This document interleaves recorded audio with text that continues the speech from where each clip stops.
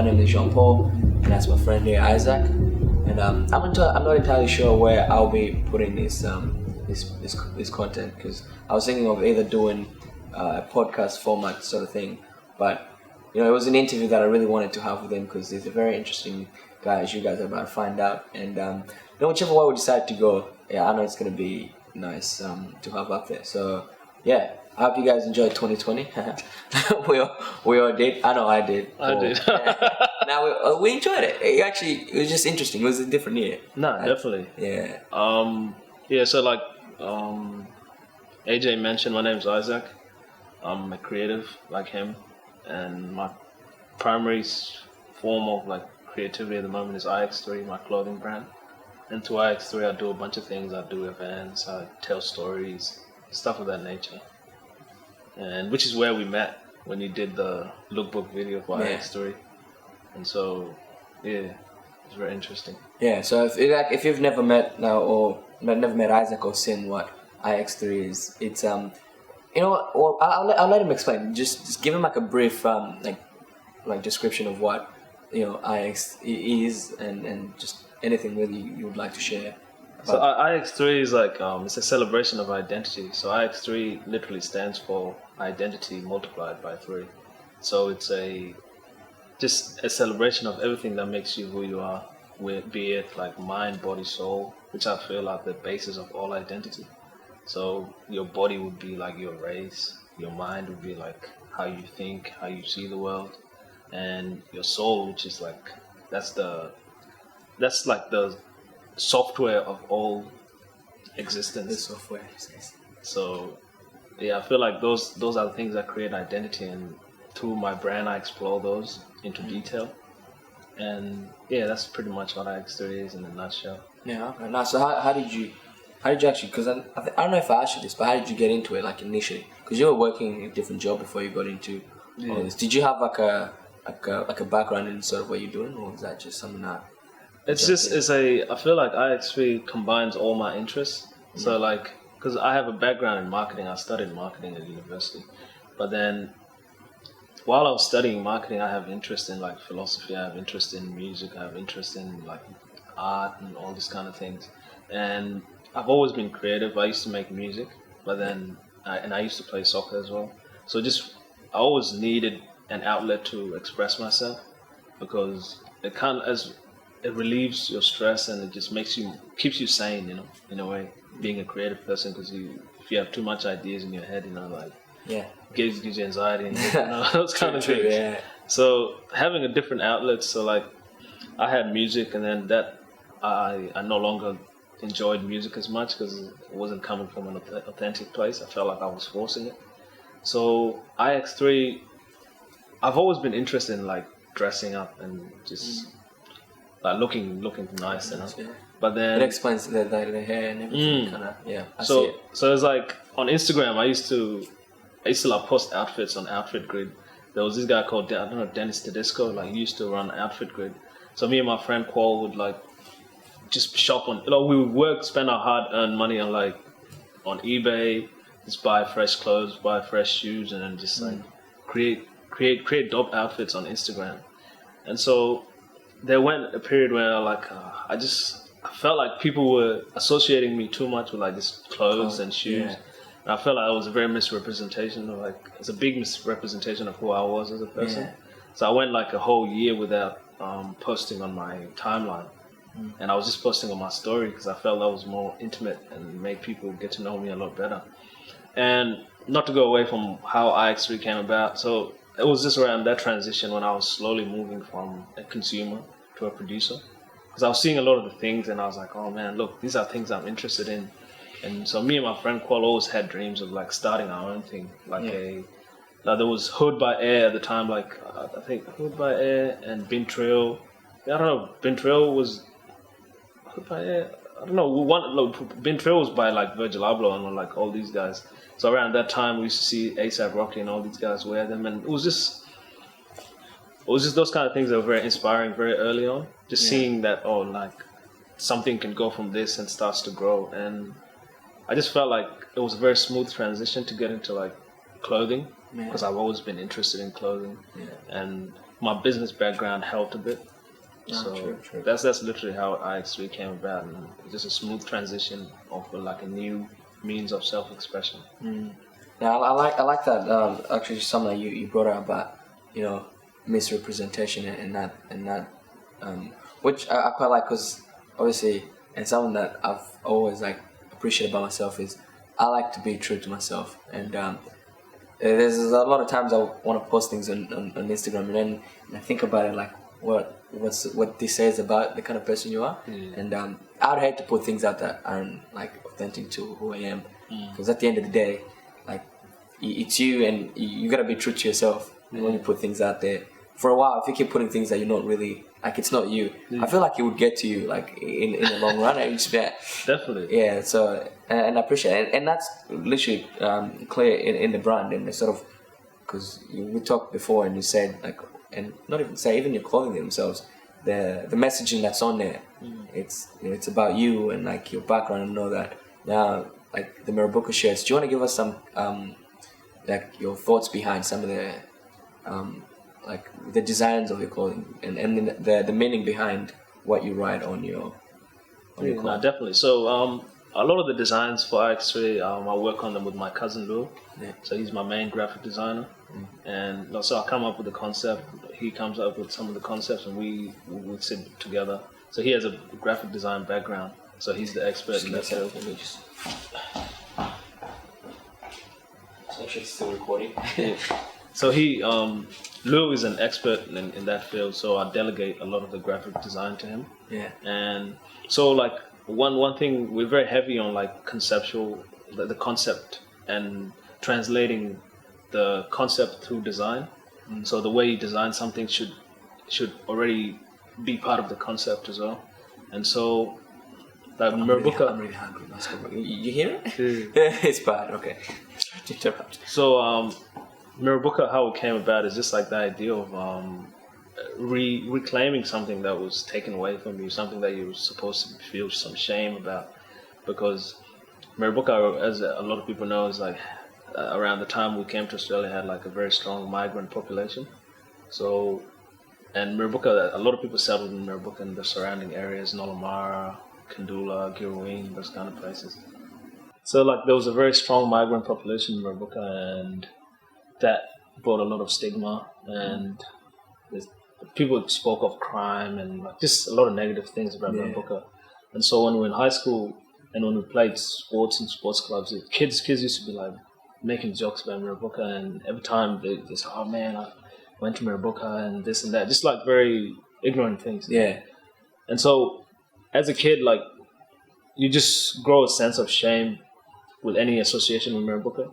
So you tend to like shy away from it, be like, "Oh no, like I don't want to be, be associated with Mirabuka." Yeah.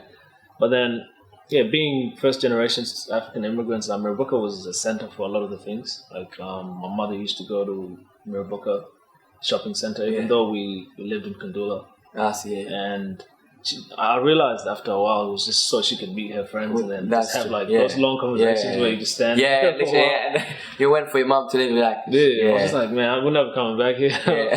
But so like Mirabuka always had like a sentimental value, and for us to tell the story through IXIII, it was very special because I felt like we were claiming it, even down to design, like just flipping the Maserati logo. It's like Maserati is a luxurious car, and just flipping the logo is kind of like a statement in itself. I literally was gonna ask you, isn't that a Maserati logo that you have on here? But you know what else I thought it was? I thought it was like the trident in like Aquaman. So I was like, either way it could represent something. And like I don't know, like I don't want to oversaturate it, but like I'm gonna try to find many ways that I can flip this logo until I get a cease and desist. Because it's a very nice logo, and you can do so much with it. Yeah, actually, So like just those kind of like just something creative, like because in streetwear it's very like common to like flip logos, and logos of mostly things that are out of the culture. So like if I was to flip like a Wu-Tang logo, that would not be cool. That's true. Because Wu-Tang is from the culture. But if you flip like a McDonald's logo, something that like it's those people that look down on the culture. So it's kind of like a fuck you to them sort of thing. That makes sense. That's actually That makes a lot of sense. And I also like one thing that I liked is about just like having obviously coming from such a background where like not even a background, like being lived through the stigma of like those places, and here you are coming up with like you're standing up and representing them in a very bright light. That's something that I actually liked about your company, because this is something that a lot of people like struggle with, and especially like people from a foreign background. Obviously, some places we come from, they're not like the most very well like spoken places because of history and whatever. But then there really shouldn't be a reason for us to be like really ashamed of all that. Like that's part of our identity, and we should kind of really learn to to look at it and be proud of all that. And that's something that I personally sort of recently definitely like I feel like that plays into the kind of positions we take in Australia, like the idea of like feeling. I feel like there's two types of people. There's like people who like I'm just happy to be here, sort of thing. So they feel like obviously being in Australia is a privilege, but some people get to the point where they're like, I'm just happy to be here, and they accept whatever narrative is painted for them. And other people, like, we understand your value as a contributing member of society, and you want to tell your story the way you want to tell it. So just so there's no room for misrepresentation. So if I just accept like African gang narrative, refugee narrative, like there's more to us as Africans than just that narrative. And so to have the range to explore your identity as a human being, how you view the world is very necessary. And so I feel like a lot of people, and not just in Perth but all over Australia, they're starting to create a lot of these spaces where we can tell these kind of stories for ourselves and not have to rely on other people to tell our stories. So I feel like that's the important bit of it. And even in the year 2020, like 2020, 2021, around like this era we're in, there's the idea of representation is so important. I used to never understand the like value of representation, but then I remember back to when I used to make music. Like me and my friend used to just go to hip hop workshops in Mirrabooka and just start making music for fun. We never really thought it would be anything serious.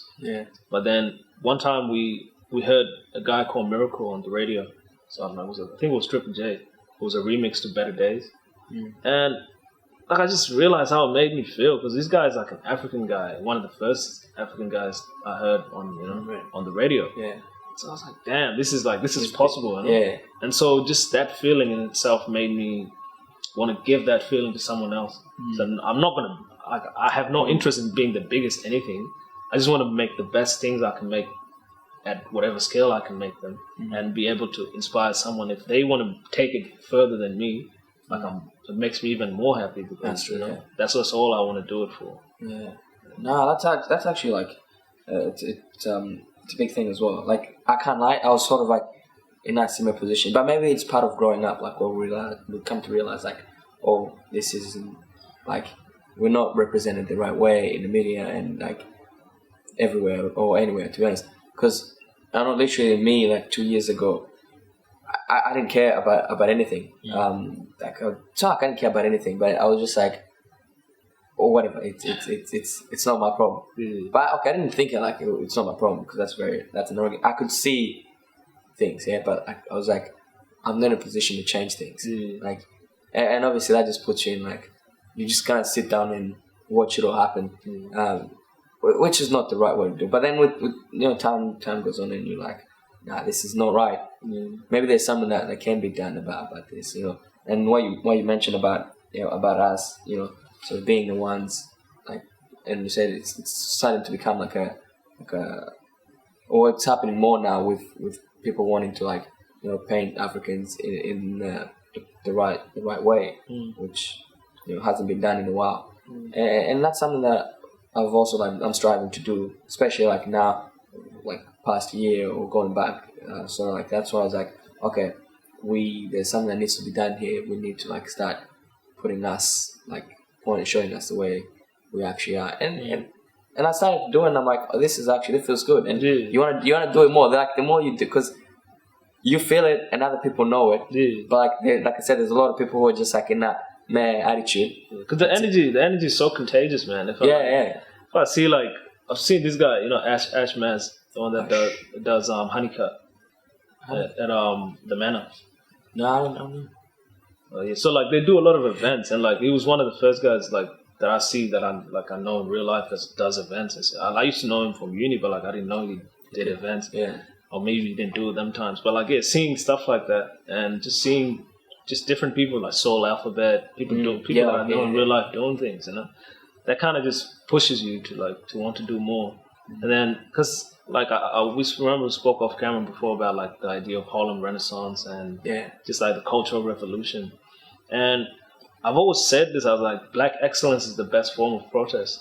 Like I can go outside with signs all I want and like demand equal rights, but like if I exist in my excellence and people see this, it is like you cannot deny someone's excellence. It's like you can't say that LeBron James is not great or Michael Jackson was not great. It's proven because he just you can think whatever you want to think of him, but his excellence is evident. It's there in your face. So I feel like for us to just be excellent in whatever arena we're in, whether we make clothes, whether we make anything, it's always been there. Like African Americans did it, Africans in Africa did it. Just the African diaspora, by being excellent, you defy all stereotype.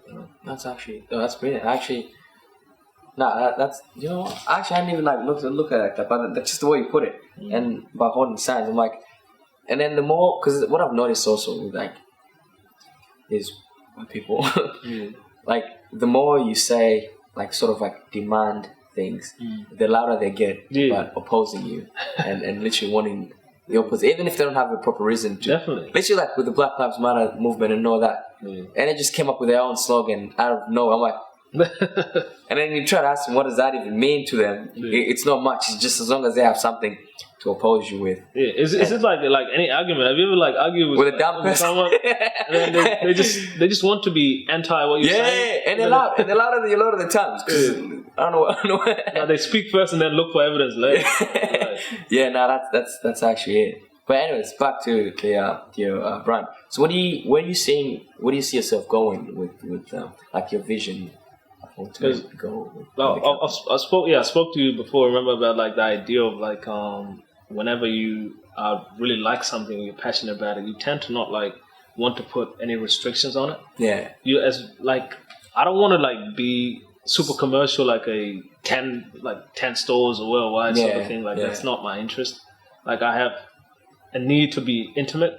But then also I don't want to sell to just my friends, so I can see myself having a flagship store, maybe in Perth, maybe in another city, and then just something along those lines, something I can control. You don't want it to be too big for you. Yeah, because when something scales up to so big, there's certain the stories you can tell become very limited because now you have to accommodate to the wider world, and it becomes less. It becomes more about. It becomes more commercial than it is artistic. Yeah. But those are the kind of sacrifices you have to make. Do you want to make money? How much money do you want to make? What are you comfortable with? Yeah. So those kind of things. That's what scale. I look at scale as something like that. Scale is just more money. Yeah. It's not more money, more exposure. So if that's the direction I want to take, then obviously I would take that. But for me, I see myself as a very intimate brand. Yeah. Where I want to connect to people. I want to Kendrick Lamar's album. I want people to feel it whenever they get it. But then if I'll get to a point where I'm just doing things for the sake of it, it's I lose what makes me unique. Yeah, that's true. And so literally I do want a flagship store because I feel in this day and age, as much as people like to shop online, people like an experience. People like to be told stories and made feel special. Yeah, which is what.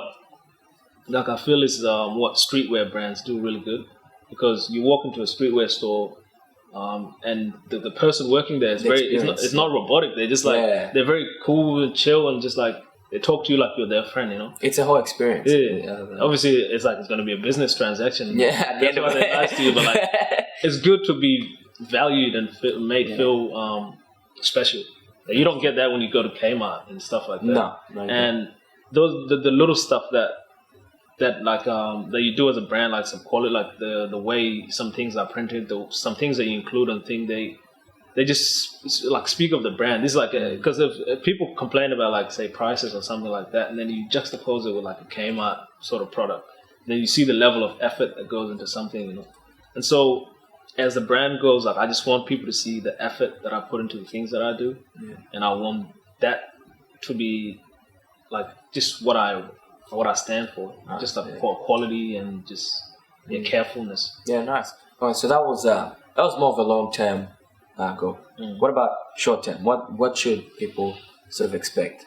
So like 'cause so far we've seen exhibitions, pop ups. Yeah, those so are really nice. Yeah. So like we had like a poetry event, and so that Yes. I wanna make that a recurring thing. So I want to take it to clubs. I want to take it to bars. How did that go, by the way? That went really well. Like it was like my second event ever, and the turnout was really good. Like so it's just the because I feel like as creatives, man, like we're only as successful as the people who support us. So I'm only motivated to do more when people just support me and get behind me. Yeah. So in a sense that keeps you humble, because you that's know that you're not the only one responsible for your success. Yeah. It's a community thing. And so just the turnout really motivated me to want to do the next event and the next one, and makes me think of other crazy ideas that I can put out there and be good. So in the short term, like it's just more collaborations, more events, just trying to get the brand awareness out there. Because like I don't want to, like last year was really good. Like I did so much in a very short period of time, and I don't want to be complacent and then just celebrate my achievements and stuff. But because that doesn't take me anywhere. If something has happened, it's happened. You know. Yeah. I got to go again. Take the win, learn from it. Yeah. And because there's people out there who are doing things, they don't stop. There's people who've done this before me, and people who continue to do it. So for me to just sit there and be like, oh shit, look at me, like, I can't do that, you know. That's true. Hey, you also mentioned about the support. Have you been getting like much support in terms of like, not necessarily from family, but like, because something that I've noticed, not just in like the African community, in general, just like whatever you're doing in a business, starting off, you kind of need a lot of support, but you end up not getting it. And like a lot of people would give up from that, but we'll just say, but especially us in the African community, what we expect, even just from our friends, is some sort of like support. Yeah, like, because obviously that helps you out, and not just like, even if it's not like money, but like knowing that there's people around you that helps you, like. Definitely, like the support, even like seeing you wearing IXIII. Well, I have to get myself one of these. I just like that. I was like, so those kind of things is like the most important support I feel is from your immediate circle. Yeah. If your immediate circle like sees your vision and helps you, you know, like encourages you to bring your vision to life, then it makes it easy for other people to sort of like it's like a ripple effect. Other people to see and buy into your ideas. But what I feel is the problem is like some like people they're attracted to success itself. That's true. So until you're successful, some people will not support you. Yeah. And some people are attracted to your success and everything associated with your success and what you can do for them once you're successful to those sort of things. That is true. And that's why like even people who do not believe in you, once you become something, they're like, oh man, we were homies, remember?